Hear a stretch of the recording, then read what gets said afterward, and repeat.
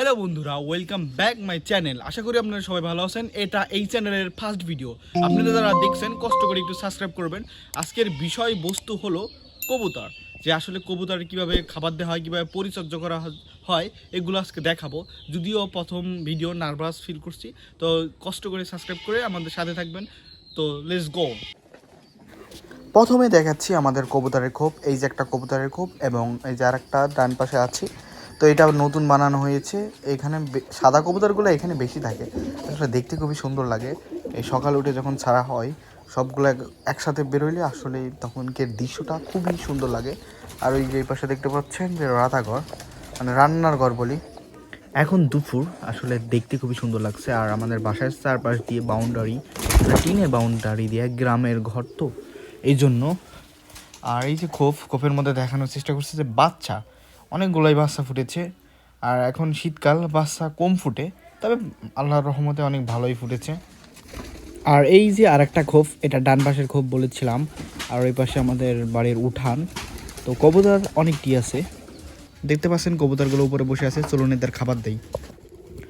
আমরা ওদেরকে মাটিতে খাবার দিয়েছি, কারণ চালের উপর খাবার দিলে ওই চাল খাইতে পারে না, ওদের ঠোঁট ব্যথা হয়ে যায়। এই জন্য মাটিতে খাবার দিয়েছি, মাটি নরম থাকে যাতে একটু পেট ভরে খাইতে পারে। এই যে ওদেরকে খাবার হিসেবে আমরা গম দিয়ে থাকি সাধারণত। দেখতে পাচ্ছেন কীভাবে খাচ্ছে। আর কবুতরের সাথে মুরগির চলে এসেছে, মুরগির দেখে সিন হাসল যোগদান করেছে। আর এটা হলো আমাদের টাইগার, দেখতে পাচ্ছেন। আসলে এটা কার কথা শুনে না, এটা মুরুগ টাইগার। আর একটা বেঁধে রেখেছি, নতুন কিনে আনা হয়েছে, দেখুন। আর এই যে কবুতরগুলো চালের উপরে বসে থাকে আর এত সুন্দর আওয়াজ করে, মনে হচ্ছে যে বৃষ্টি পড়ছে।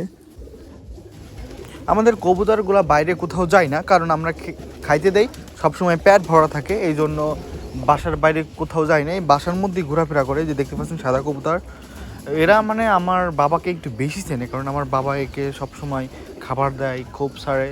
আর আমরা তো হঠাৎ ধরেন মাসে 1-2 দিন খোপ খুলি আর বাসায় থাকি না, এই জন্য আমাদেরকে তেমন চিনে না, আমাদের দেখলে ভয় পায়।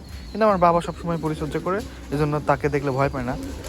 আর এই যে এটা হলো রান্নাঘরের এই পাশে, যখন সূর্যের আলো পড়ে এই খোপটা দেখতে খুবই সুন্দর লাগে। আর এর বাচ্চাগুলা ওরা শিখবে কিছুদিন পরে, এগুলা বাইরে বেরোয় যায় মাঝে মাঝে। আর বিড়াল, কুকুর এগুলা ধরে নিয়ে। আর একটা দুঃখজনক বিষয় যে গরমকাল যখন আসে এখানে সাপ বেজি আসে, মানে হানা দেয়। সাপ চিকুন তো, এর মধ্যে দরজার ফাঁক দিয়ে ঢোকার পরে অনেক কবুতরকে ঠোক দিয়ে মেরে ফেলে।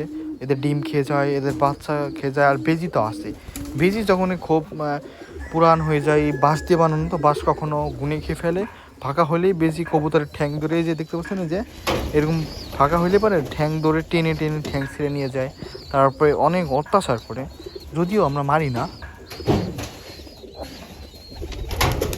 বাংলাদেশের ট্রেন্ডিং টপিক যেটা চলছে, যে চাচা হেনা কোথায়, এভাবে যদি কবুতর নিয়ে বলা তো, তাহলে বলতো চাচা কবুতর কোথায়, কবুতর তো উড়ে গিয়েছে। না, আমি বিশ্বাস করি না।